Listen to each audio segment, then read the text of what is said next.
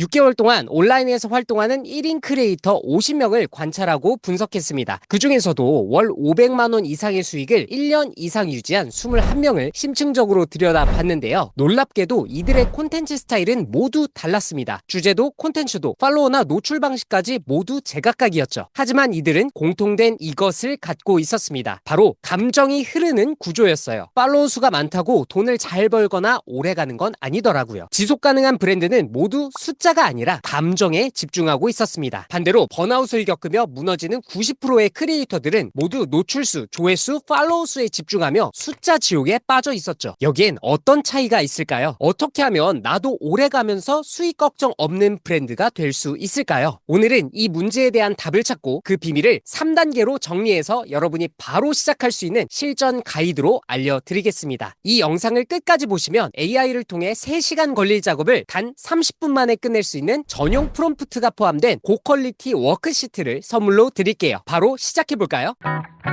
본격적인 해답을 찾기 전에 이 질문부터 짚어봐야 할 것 같아요. 왜 이렇게 많은 크리에이터들이 지치고 포기하게 될까요? 제가 분석한 가장 큰 이유는 2가지입니다. 첫째, 알고리즘 의존, 높은 조회수, 바이럴 포맷, 인기 있는 말투 등 숫자를 얻기 위해 계속 따라가다 보면 어느 순간 지치게 되죠. 자기 목소리가 사라지고 정체성이 없어지는 겁니다. 그냥 알고리즘에 잡아먹히는 거죠. 팔로워가 늘어도 사람들은 내가 아니라 내가 연기하는 캐릭터, 내가 따라가는 트렌드를 좋아하는 거죠. 본질에 내가 없기 때문에 점점 공허하고 지치게 되는 것 같아요. 특히 쇼츠씬에서 이런 현상이 많죠. 바이럴 콘텐츠만 쫓다가 몇 개월도 못 가서 그만두는 경우가 대부분이에요. 둘째, 과도한 노출. 내 진정성을 더 보여주고 싶은 마음에 과도하게 영상이나 정보를 계속 노출하는 거죠. 어떻게 보면 이게 맞는 것 같지만 사실은 아니에요. 브랜드에게 경계와 여백은 정말 중요하거든요. 그리고 노출 빈도나 정보량이 진정성을 의미하는 것도 아니죠. 적당한 거리와 밀당이 있을 때 더 쫀쫀한 관계가 형성된다는 걸 잊지 말아야 합니다. 브랜드의 핵심은 바로 관계니까요. 콘텐츠에 나다움을 잡아먹힌다면 결국 가짜가 되거나 소진되기 마련입니다. 둘 중 어느 쪽이든 브랜드와 고객 사이에 감정이 연결되긴 어렵겠죠. 그럼 이제 21명이 공통적으로 갖고 있던 감정이 흐르는 구조의 핵심 3단계를 하나씩 풀어보겠습니다. 1단계, 감정의 뿌리 진단. 많은 크리에이터들이 뭘 콘텐츠로 만들지? 부터 고민하는데 사실 그 전에 더 중요한 게 있어요. 바로 내가 정말 말하고 싶은 게 뭔지를 먼저 찾는 거죠. 제가 분석한 21명의 크리에이터들을 보니까 진짜 말하고 싶은 주제는 대부분 작고 구체적인 불편함에서 시작됐더라고요. 왜 이런 상황이 반복될까? 이런 얘기는 왜 아무도 안 해줄까? 내가 겪은 답답함을 다른 사람들은 덜 겪었으면 좋겠다. 이런 감정들이 뿌리가 돼서 콘텐츠 구조가 만들어지는 거죠. 여러분도 지금 바로 나만의 작고 구체적인 불편함을 찾아보세요. SNS를 보다가 이건 진짜 아니지 라고 생각되는 거, 내 속을 뒤틀리게 만든 건 무엇인지, 순간 멈춰서 댓글을 달고 싶을 만큼 몰입되는 건 무엇인지, 내 경험이나 생각을 공유했을 때 누군가에겐 조금이라도 도움될 수 있는 건 무엇인지, 이 3가지 질문에서 교집합이 되는 게 바로 나만의 감정 뿌리라고 할 수 있어요. 잠깐, 지금 이런 생각이 드셨나요? 뭔가 추상적이야, 좀 어렵겠는데? 걱정 마세요. 제가 준비한 워크시트와 프롬프트를 통해 여러분만의 뿌리를 찾게 되실 겁니다. 지금은 대단해 보이는 1인 브랜드들도 모두 이 작은 시작점이 있었기 때문에 잊히지 않는 브랜드로 성장했다는 걸 꼭 명심해 주세요. 2단계, 서사의 여백 만들기. 뿌리를 찾았으니까 이제 다른 사람들과 나누는 방법을 설계해야겠죠? 여기서 정말 중요한 포인트는 성공 스토리가 아니라 실패하고 고민하는 과정을 나눠야 한다는 거예요. 사람들은 이런 이야기에 더 공감하거든요. 그리고 또 하나, 팔로워가 들어올 여백을 남겨야 한다는 겁니다. 실제로 제가 분석한 크리에이터들은 자기 말로만 콘텐츠를 채우지 않고 팔로워가 감정을 투영할 수 있는 여백을 남기더라고요. 예를 들자면, 저도 잘 모르겠는데 요즘 이런저런 생각이 들어요. 공유하는 게 맞을까 싶었는데 혹시 도움될 수도 있으니까요. 이런 식으로 불확실함이나 고민까지 함께 나누는 거죠. 그리고 저는 이렇게 성공했어요가 아니라 저도 이런 걸로 고민 중인데 같이 생각해 볼까요? 이렇게 접근하면 사람들은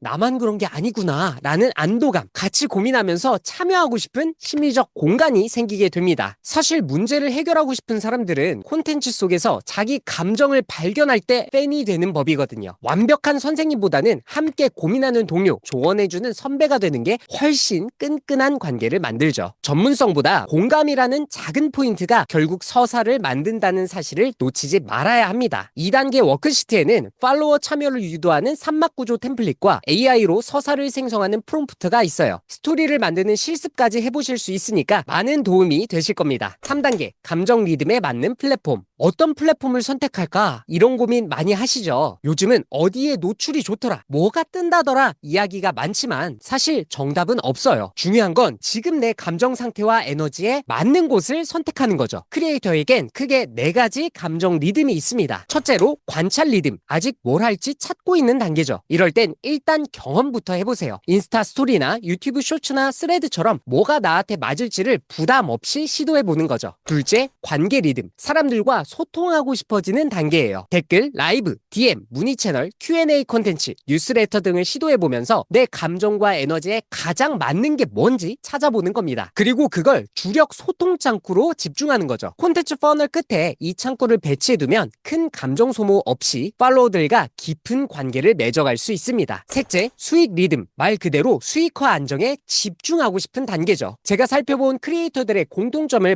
말씀드려보자면 처음에는 이것저것 실험을 막 해봅니다. 멤버십도 해보고 강의도 해보고 커뮤니티, 컨설팅, 대행, 협업, 광고 등 다양해요. 물론 짧은 기간 동안 테스트를 해보는 겁니다. 에너지 소모 대비 가장 효율적인 방법은 뭔지, CS라는 감정 소모를 최소화시킬 방법은 뭔지, 만족도를 확실히 높일 수 있는 타입은 무엇이고 재구매 확률이 높은 건 어떤 것인지 여러 조건들을 고려해서 단 한 가지의 메인을 결정하는 거죠. 시간이 지나서 안정화가 검증되면 그때 같은 방법으로 파이프라인을 확장하는 겁니다. 넷째, 재충전 리듬. 번아웃을 방지하고 방향성을 다시 정리하는 단계예요. 학교에 방학이 있고 회사에 휴가 기간이 있는 것처럼 지속성을 위해 꼭 필요한 시간입니다. 애초에 콘텐츠 주기도 이걸 생각해서 정하는 게 좋아요. 중간중간 짧은 시간이 필요할 땐 워케이션을 떠날 수도 있고 긴 시간이 필요할 땐 시즌제 운영을 고려할 수 있습니다. 그동안 쌓아온 정체성과 관계성이 확실하고 재충전에 대한 명분과 공감이 있다면 팔로워들은 여러분의 컴백을 기대하면서 기다려주겠죠. 3단계 워크시트는 정말 강력해요. 내 현재 상태를 진단해서 4가지 리듬 중 어디에 해당하는지 찾아보고 그에 맞는 플랫폼 전략까지 AI가 설계를 해줍니다. 심지어 리듬이 바뀔 때 어떻게 전환해야 할지에 대한 플랜도 얻어낼 수 있어요. 3단계의 핵심은 나와 고객 모두의 감정이 편하게 흐르면서도 선명하게 깊어질 수 있는 플랫폼은 뭔지, 확장성과 지속 가능성이 좋은 플랫폼은 뭔지 내 상태와 에너지에 맞춰서 정해야 한다는 거예요. 결국 리듬에 맞지 않으면 번아웃이 오고 쉽게 포기하게 되니까요. 지금 여러분은 어떤 리듬에 있으신가요? 댓글로 한번 공유해주세요.